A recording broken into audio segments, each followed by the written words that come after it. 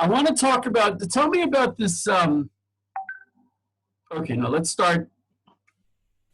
First of all, who are you?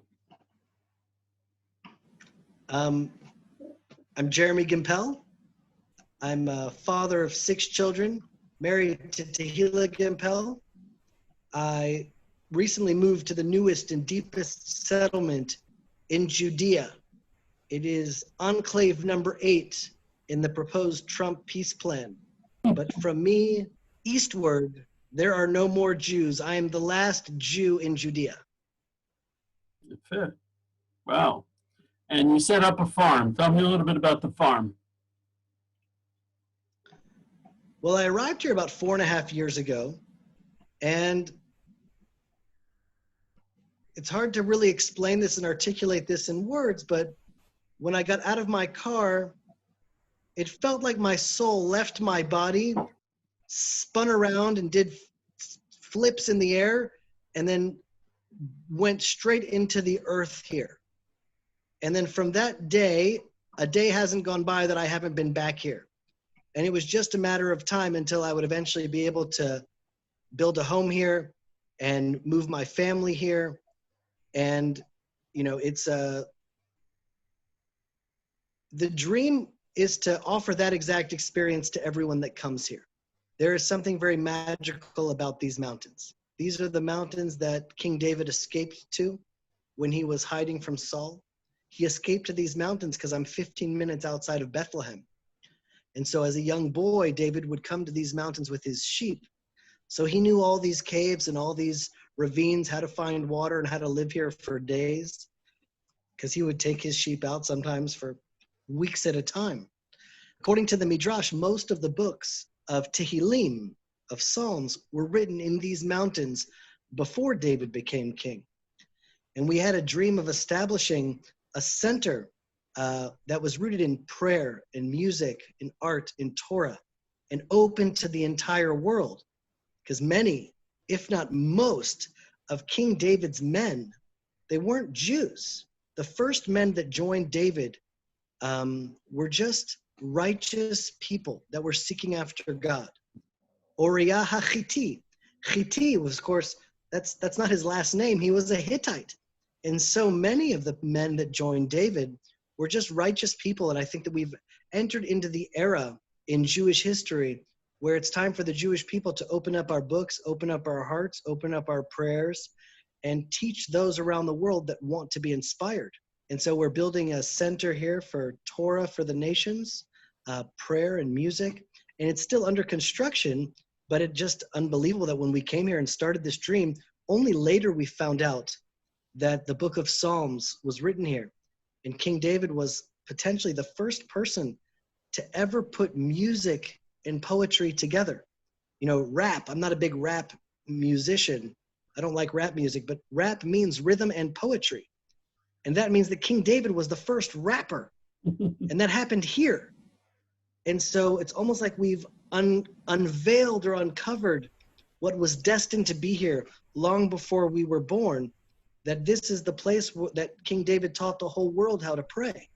I mean, if you think about it, if you're a Catholic in Brazil, or a Protestant in Holland, or an evangelical Christian in Texas, a Jew in Jerusalem, we all open up the book of Psalms when someone is sick, and we learned how to pray to God.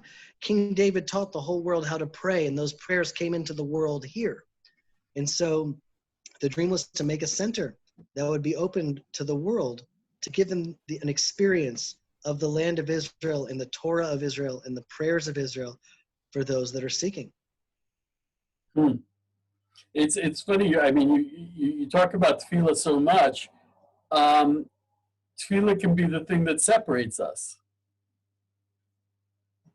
Yep. I think that actually tefillah is the one thing that actually has the power to unite us, because I can argue with Jews for hours. I can argue with Christians for decades. I can argue with everyone about everything.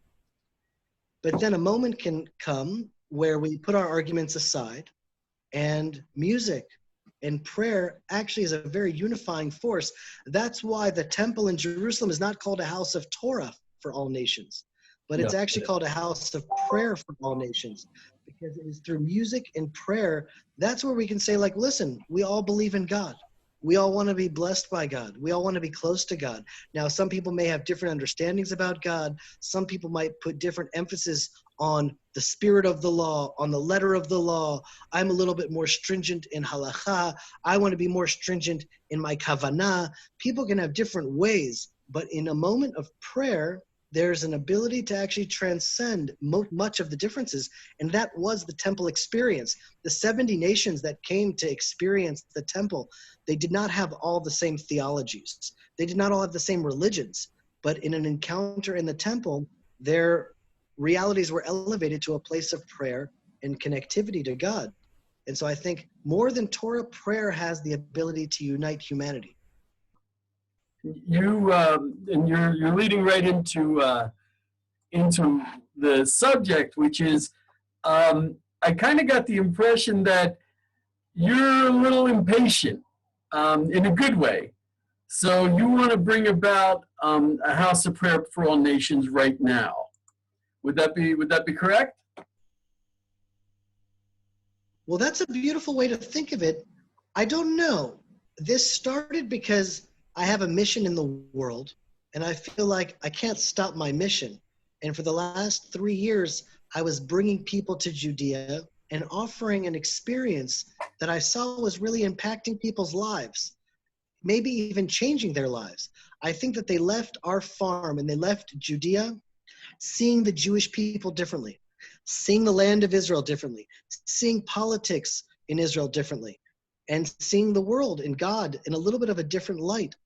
Coming to these mountains and literally walking in the places that King David walked and praying in the places that he wrote those prayers.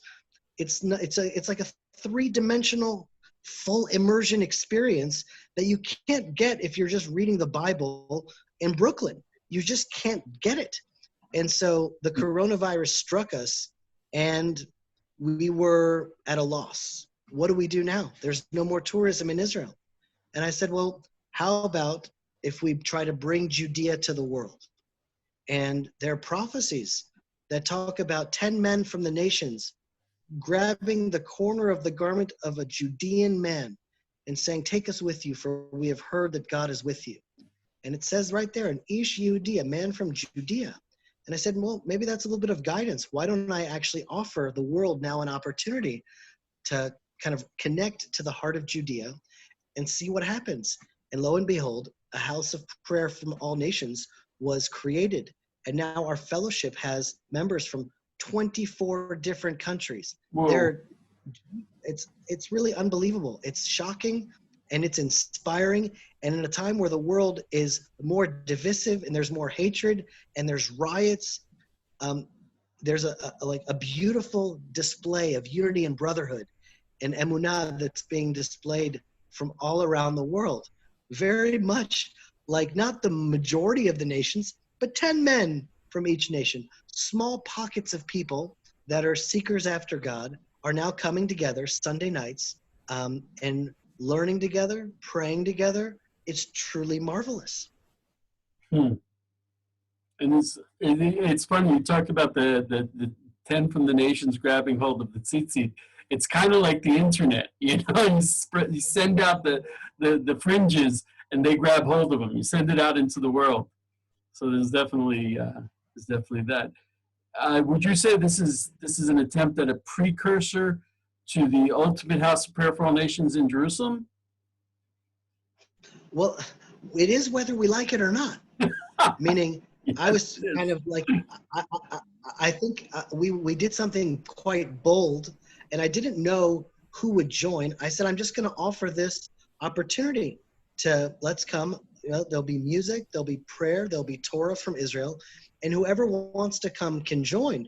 And I didn't know if I was going to get like 2 weird hippies in Northern California or who was going to join. I had no idea. And all of a sudden, people from Sweden and Finland and Hong Kong and New Zealand and Alaska and Hawaii, and it's just like from all over the 24 countries. That's a lot of countries. It's really amazing. It's an awful lot of countries, and it's unprecedented. there's never been anything like this, I think, bringing people from all over the world to a virtual Judea, King David in the desert experience. Yeah, and there's an idea that the Beit HaMikdash, that the temple is going to fall out of the sky. There's a famous concept like that. And I think that that's not meant to be taken literally, although maybe it is. I mean, no one really knows when you talk about Midrashim. Maybe it will be like helicoptered in, I don't know. But I think the fundamental idea is that the Beit HaMikdash, the temple, is a concept, and it will be born in the spiritual and in the ideas and in the minds and hearts of people first, in the virtual first, and then from the virtual idea, when our hearts and minds are ready, it will then manifest on earth. And so, people wonder at the mystery of prophecy unfolding in Israel. And they say, how did it happen that the Hebrew language was resurrected from the dead, like in the book of Zephaniah? How did that happen? Well, that happened in my father's generation. And I asked my dad, I was like, Abba, how did it happen that the Hebrew language was just brought back to life? And he said, well, your grandfather, who first moved to Israel in the early 1900s, he had to speak to me in a language that he didn't know. And he had to speak to me in a language that didn't really exist. And he had to trust that everyone in the land of Israel would do the same irrational thing.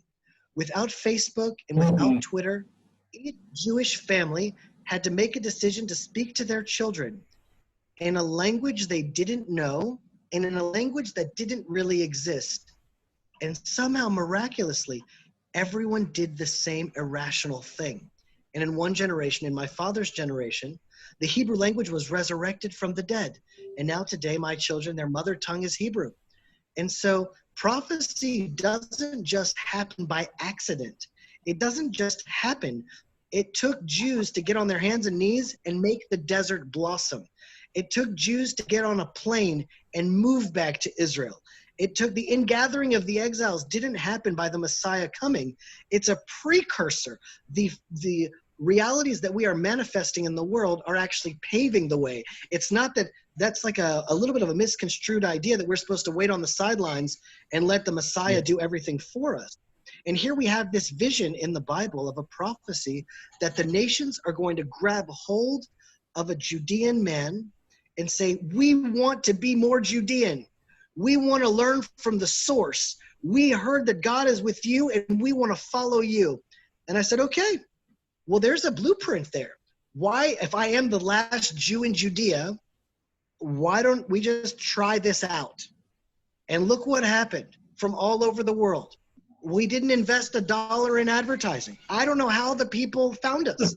I never even heard of a country called Navatua. That's a country. I never heard of that country before. You got someone from Navatua in your group? We have people from literally all over the world, from Africa, from Asia, from all over the world. And it's just manifesting. And it's an exclusive group. So it's not like I can then share the sessions with others because I'm saying, you have to join the group. So it's like the opposite of modern day marketing. It's like the opposite of going viral. It can't really go viral. And somehow people are joining nonetheless. And let me tell you, because I've had a chance now over the last few weeks to email back and forth with the members and to WhatsApp with them. Every single person, it's literally the cream of the crop of believers around the world. The best people you can imagine have somehow all come together. It's literally, I imagine that historians and scholars of the Bible will look back at this fellowship and study how it happened, who these people are, because we are setting a precedent. We're doing something new in the world that's never been done, and we are taking the first step of creating a virtual reality that hopefully will manifest a physical reality. The physical reality of the House of Prayer for All Nations. That's what I'm thinking. I'm thinking, it's funny. On Sukkot, I did a Facebook Live of the water libation, and it was kind of hard because it was at the end of a long day, and we walked down to the to the Shiloh pool with the Kohanim dressed up as Kohanim and the Leviim dressed up as Leviim with instruments.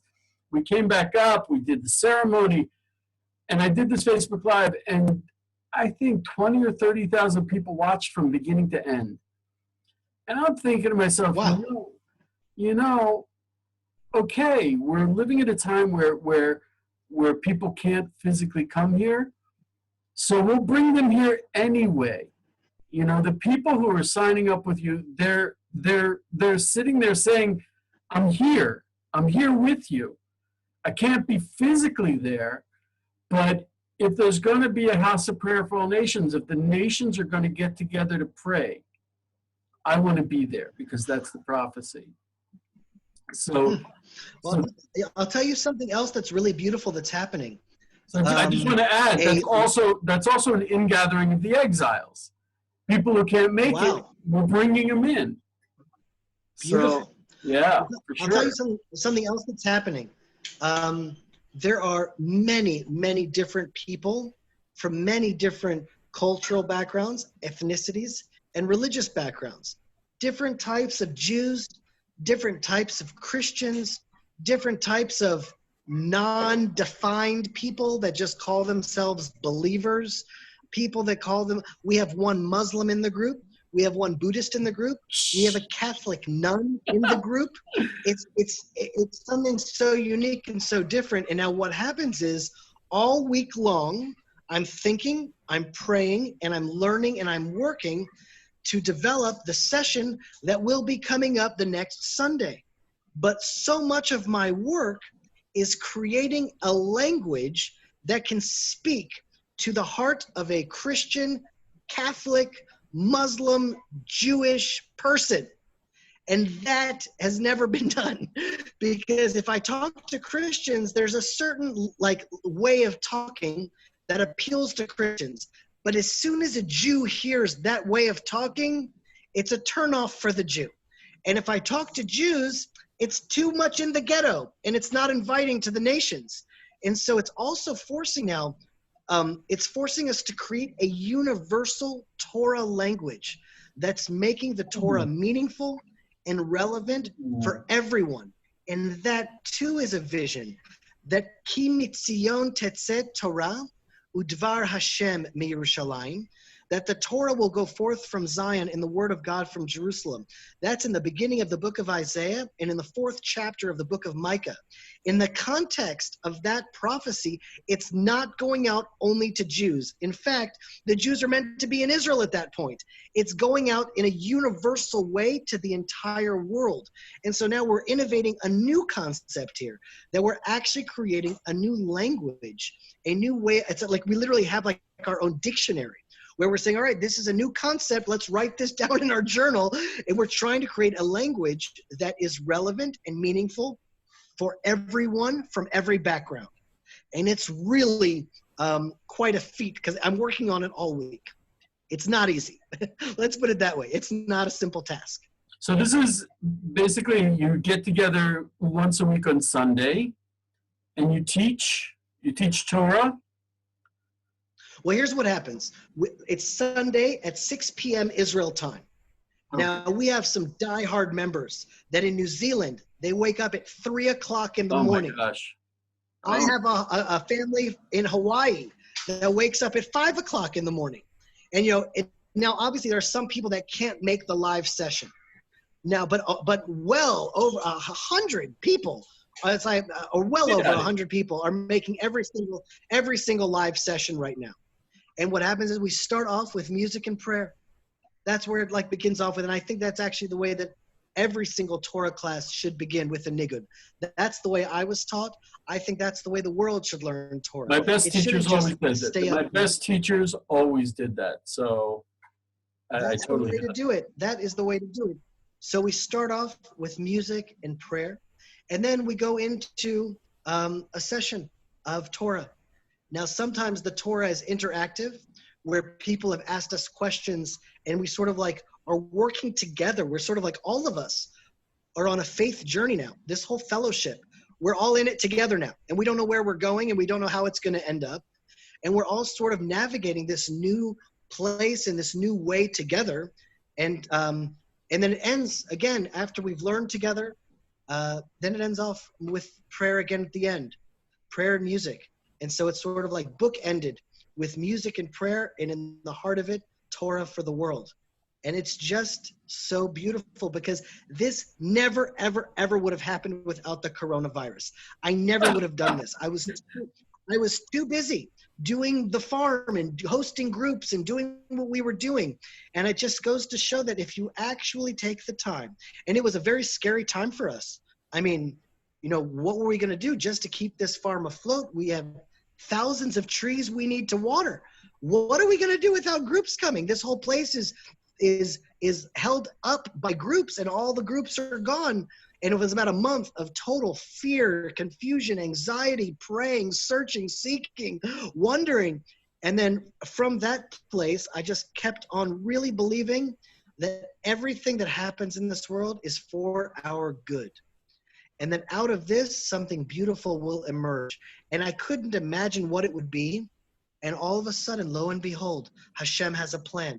He wanted this to come into reality because without us, we're doing something that is so marvelous now. And it never would have happened had we not gone through this sort of global lockdown that is forcing us to connect to each other in new ways. Not only would it never have happened but if the global lockdown had come 5 years ago, it wouldn't have happened either. What we're seeing right now is something so unprecedented, and not only unprecedented, it doesn't make sense. I mean, if someone had said to me 10 years ago that devout Jews, devout Christians, devout Catholics, devout Muslims would all be coming together in prayer, and not like this, touchy-feely interfaith thing, but no, we're all being super authentic, based in Judea, based in Israel, based in, as a precursor to the house of prayer all nations. That's insane, because it doesn't make sense if you look at history, and it doesn't even make sense if you look at the news.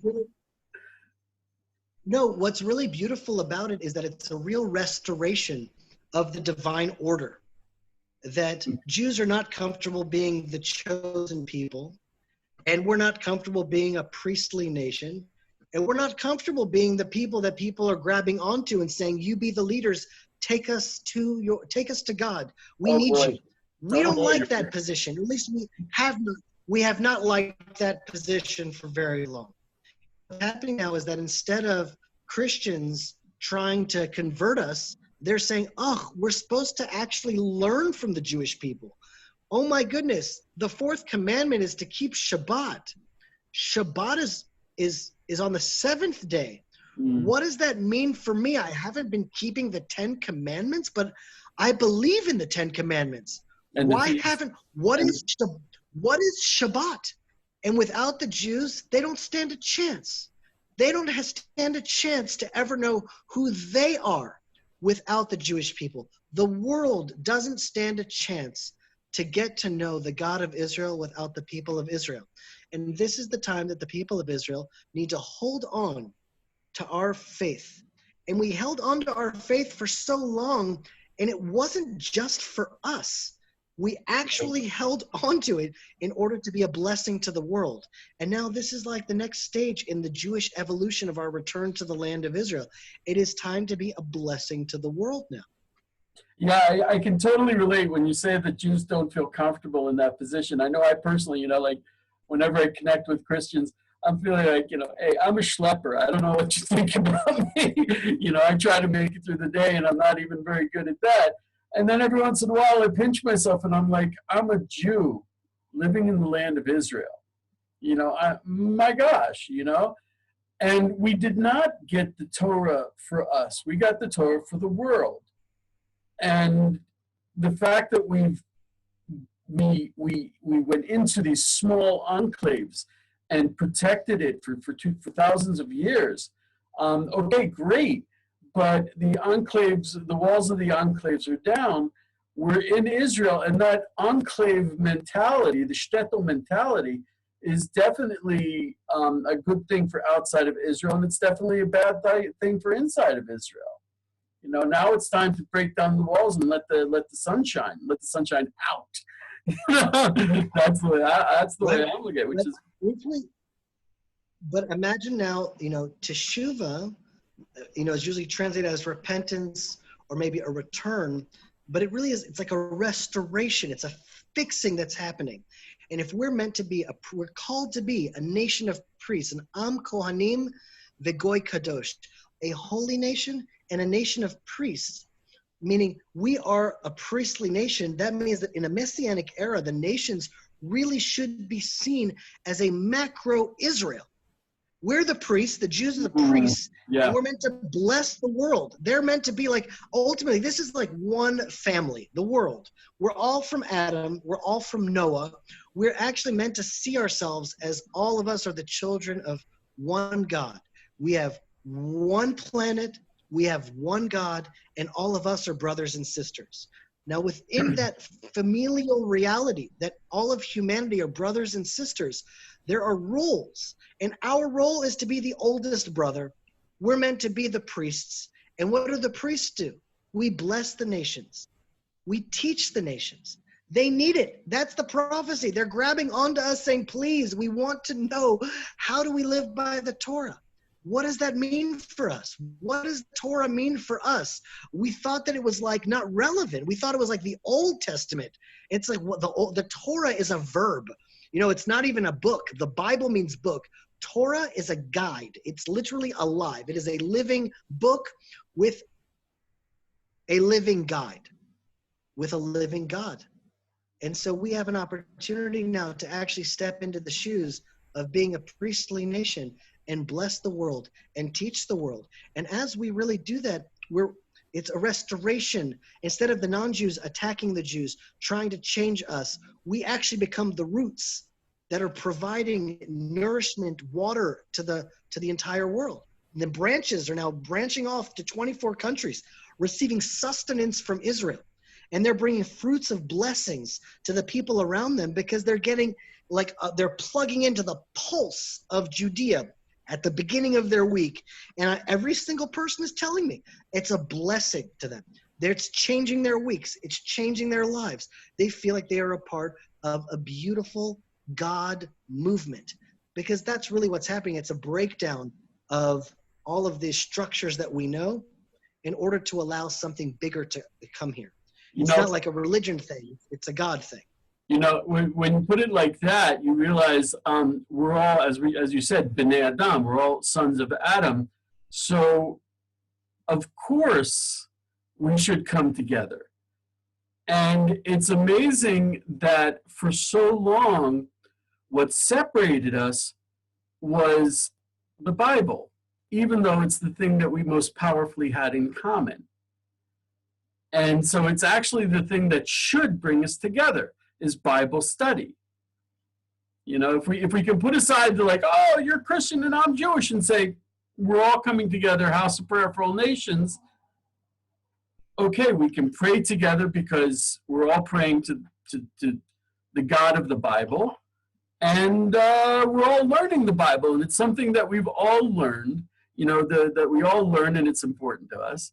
So if it's important, if the same Bible, the same words are important to the Christians and important to the Jews, so it could be the perfect tool to bring us together. And not, in a we're all the same kumbaya kind of way, but we are all unique, and that's why we have to come together kind of way. Well, there's no question that the Bible is the foundational document, the foundational literature, the ideas, concepts, values, and spirit that is the basis of Western civilization. It is what created Western civilization as we know it. But for the last who knows how many years, the Bible has been relegated as an old antiquated book collecting dust on the shelf.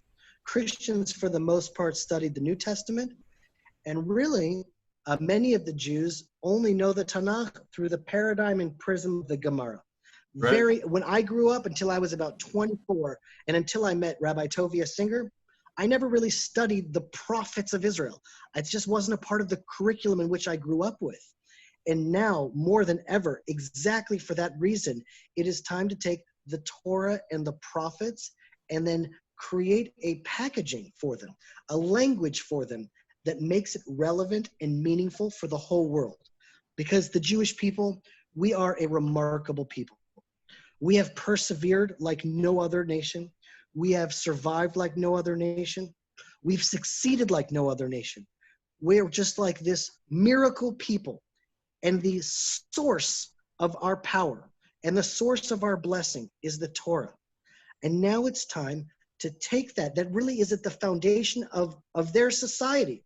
It's like, it's so obvious to them, even though they don't know it. It's like in their spiritual DNA, they are ready to accept it.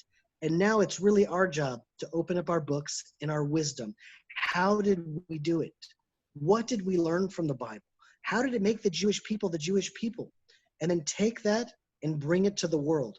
In a time of such darkness, it's really the Jewish mission now to bring light. In a time of sickness, it's our mission to bring healing. And there is no better medicine for the world than the.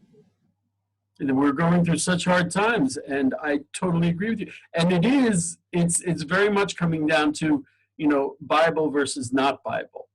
I just wrote an article about how they're tearing down. Oh, there was this guy, he tore down a granite statue of the Ten Commandments that was outside of a courthouse. They're tearing down crosses. And there's this whole. I mean, it doesn't affect me as a Jew, but it kind of does when they start talking about, Jesus is the white Jesus is a racist paradigm, and if a person worships God in His way and it brings light into the world, leave him alone. Leave him alone. And I'm certainly not going to go there. So. Yeah, there's so much darkness coming out right now in ways that we never expected, really in ways that we never expected. So I just have a question. I'm sorry, you broke up there. What was that? Well, I wanted to address that issue that, there's a lot of suffering in the world. There's a lot of darkness in the world now, a lot of pain in the world. And so every person has to decide, well, what are they going to do? What do we do with them? Well, option number one is to say, well, I'm just going to try to have as much pleasure as I can. I'll just, do whatever I can to drink as much alcohol, find as many women, watch as many Netflix series, and just drown myself in as much pleasure as I possibly can. And maybe that's the way I'll kind of get through the darkness and the suffering. Another option is to sort of just be ignorant to it and be like, well, life is good. I'm just happy. It's okay. It's not on my street. I don't really need to think about it. Another option is to just fall into despair and nihilism, be like, well, what's all this about? And there's the Jewish way, the Judean way. And this is what we have to teach the world. That in the midst of the suffering, in the midst of the darkness, we can become Abraham and we can go out to war. And we bring light in our war. It's a war against darkness, and our job are to be warriors of light. And we bring healing and light to dark times. And out of that, we emerge noble. We become heroes. We become strong. And we become good. And that is the Judean message in a time of darkness, not to hide, not to run away, but to face it straight on and to light it up, to bring the light, to walk in the light and to spread the light.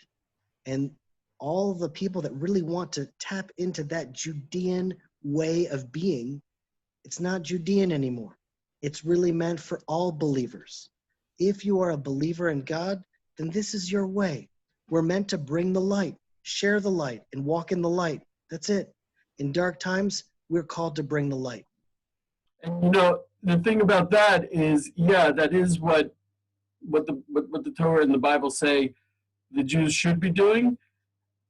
And until I had Christians showing up in Israel saying, this is what we expect from you, I was kind of like, one day yes, one day no. But as soon as they come in and they're like, hey, you're a Jew in Israel, I'm like, oh, yeah, right. And it kind of woke me up to what I was supposed to be doing. And that's Psalm 126. We have an expression at work, getting 126. Getting 126 is when the nations come to say how wonderful it is what God did to you, then the Jews can be happy. So it's kind of like they come and they wake us up, and it happens all the time. Someone will come up and say, "You're a Jew living in Israel," and I'm like, "Oh yeah, right, I am." And it's a big awakening for me. It forces me, it keeps me honest. It forces me to up my game. It really does. So I have a question. I'm looking at your at the website where you have the it's funny, you call it the fellowship, and I'm a big fan of Tolkien. So when you start talking about fellowships, and it kind of like, not all who wander are lost. I start saying, yeah, I'm going to be Bilbo. So that's what I think of when I see fellowship. So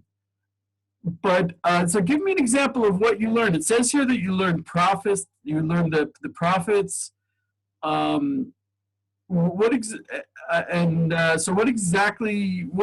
a typical class be about? That's a great question. Well, first I want to address why we're called the Fellowship. Not because of Tolkien? It's not because of the Hobbit? No, it's not because of the Hobbit. I wanted to find a word that was similar to chabura, which is an ancient Judean way of studying where friends get together and they study as a group. And a chaver is friend, and a chabura is like a friend group fellowship. I don't know. That was the closest word that I could come to. But in English, the word fellowship is actually a little bit better than chabura, because fellowship means that we're really in some sort of brotherhood together now. And it's like a beautiful tapestry that's being woven from people from all around the world. And it really does feel a little bit more like Tolkien's Fellowship, like dwarfs and elves and humans and Russians and Germans and Holland. And all of us are like in a fellowship now, learning together, praying together. It's just really, really beautiful. And what are we learning? Right now, we just started. We've done 5 sessions so far. And what I've done so far in the first 5 sessions is we've laid foundational Torah concepts. In order for us to build on top, we had to lay foundations that would allow us to communicate with each other. And it was enlightening for me. It was clarifying for a lot of Jews. And it was totally mind-blowing, I think, for many people that had never heard really Torah from a Jewish perspective.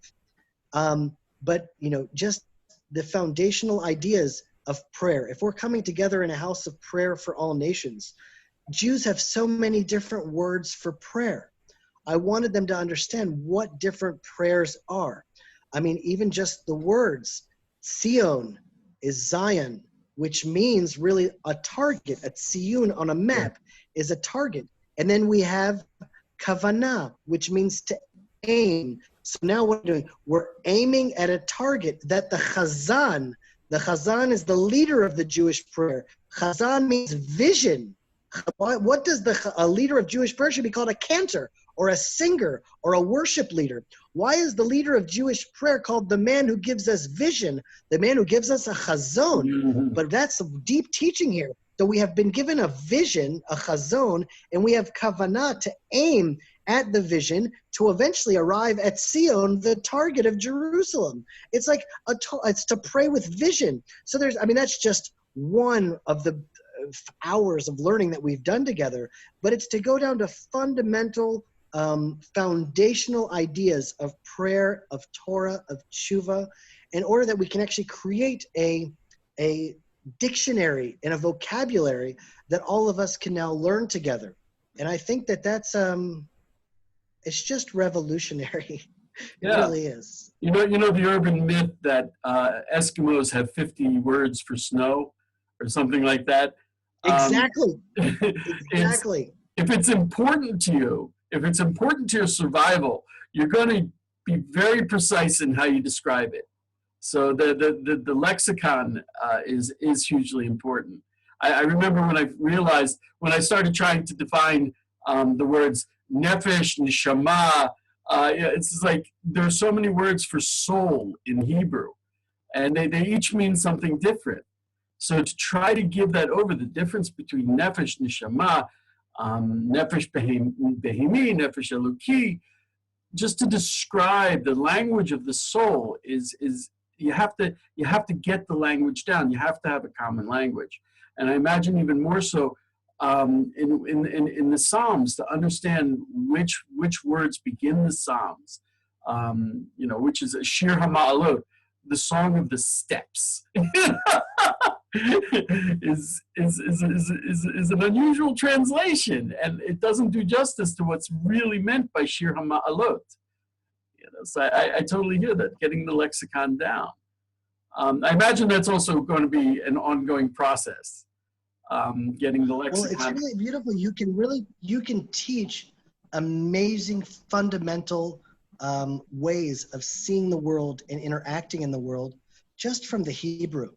In the last session, so my wife is involved as well, and she gave over an idea about parenting, that the word parent is horeh, and it actually comes from the same root as herayon, as being pregnant. It's the only word in all languages where parent and pregnant have the same root. Parent has nothing to do with being pregnant. It's not the same root in English. Right. And the reason is because as long as you're a parent, you are in a constant state of being pregnant. And that's a mindset. It's not like, well, my kid's 10. I want him to be done. He's 20, he's 30, he's 40. Nope. It's not like when you're in your 7th month, you're like, well, I want the kid to come out already. No one wants their kid to be born prematurely. You're waiting for him to come to fruition. But as a parent, we're constantly creating just space for our children to find their own way. And we're in a constant state of being pregnant. But there's just so many examples that the Hebrew language itself gives us direction. And opening up the Hebrew language to people that are not as familiar with Hebrew is also a huge blessing. And also, even more than that, I would say that this is also offering people an opportunity to not just define themselves by a religious title anymore, a denomination, a religious structure. It's like not about religion. All of us in the fellowship are trying to live in a relationship with God. How do we develop a relationship with HaKadosh Baruch Hu? That has nothing to do with if you're a Christian, a Catholic, a Muslim. It just does nothing. It's not about that. How do we live in a relationship with Hashem?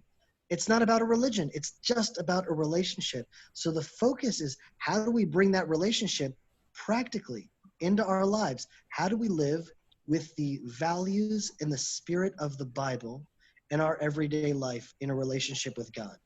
That has nothing to do with religion, literally. That's hugely important. It's hugely important. Practically all of the Christians I've encountered are in some way with one foot outside of the church, because they're redefining, the whole thing. Well, now Jesus is referred to as Yeshu, or they have other names that are more closely related to the Hebrew. They're redefining themselves. They're redefining their relationship with God. And to be candid, also Jews are. The Judaism of the exile is not the same as the Judaism of Judea, is not the same as Judaism in Eretz Israel. And so as a Jew, I'm finding myself challenged, to redefine what is Judaism. And if it's a relationship with God, well, that's a much bigger definition. And it's certainly the Judaism of Israel is not the same as Judaism in Poland 150 years ago. And you have to redefine it based on a relationship with God. And I think that's certainly a universal experience that transcends religion. And it's necessary. And a lot of people are doing that. And it's a pity if it means we have to, throw everything away. We don't want to each sit on our own mountaintop totally disconnected. It'd be nice if we can get together on it. So that's a really powerful thing that you're giving. Well, I'll tell you, here's like a nice Torah that I haven't mentioned on any of the sessions of the fellowship, but here we'll bring it to you right now. Sacrifice in Hebrew is the word korban. And now it's very obvious that that word means, from the root of karov, means to be close. So it's not just that we're sacrificing something to God, but the act in that sacrifice draws us closer to him. But now what that means is that in order to draw closer to God, there actually has to be a part of us that dies, a part of us that's burnt off. If we're really going to become closer and closer to him, all of us live with baggage. All of us live with misconceptions. All of us live with lusts. All of us live with so much stuff that makes us imperfect, that makes us human, that makes us with we come from a certain background, a certain educational background, cultural background. What have I been taught? How have I been influenced? And all of us in our faith journeys as we go along, in order to draw close, parts of us have to be burnt off. Parts of us we have to let go. And that's true for the Jew, and that's true for the non-Jew. Although there are prophecies that the nations will have aha moments and be like, we've inherited lies from our fathers. We didn't know that Shabbat was on Saturday. We authentically thought it was on Sunday. We realize now that that was not true. And so in that sacrificial process, Sunday is going to have to be changed into the way to start the week. And that's why we have our sessions on Sunday. It's not Shabbat. That's not the end of the week. Shabbat is a day of rest, and it's a holy day. And Sunday is going to have to turn into a day of prayer, a day of worship, a day to start our week strong to get us to Shabbat. And so that's just a process that all of us have to go through. That is the essence of a korban. An essence of a sacrifice is to draw close. You remind me of one time I walked up to my rabbi in the middle of the Beit Midrash and I said, can I talk to you after Mincha, after the afternoon prayer? And he just looked at me with this, he's like, I don't know. He said, I don't know what's going to be after the afternoon prayer. and the point being that if you're the same person before as after, then you didn't really pray. So I totally, I totally hear that thing of like, you gotta, there's gonna be burning away of stuff when you really get down and do a serious korban, do a serious sacrifice, serious prayer, serious service of God. There's gonna be a change. So anyway, we could do this for weeks, I'm sure. I'm gonna write this article up tomorrow, God willing, and hopefully I'll be able to post a video so that people can get a little taste of what it is to connect with Judea and the power of Judea. Great. Wonderful. Elio, we lost a little bit of reception, but I trust that what you said was excellent. Okay.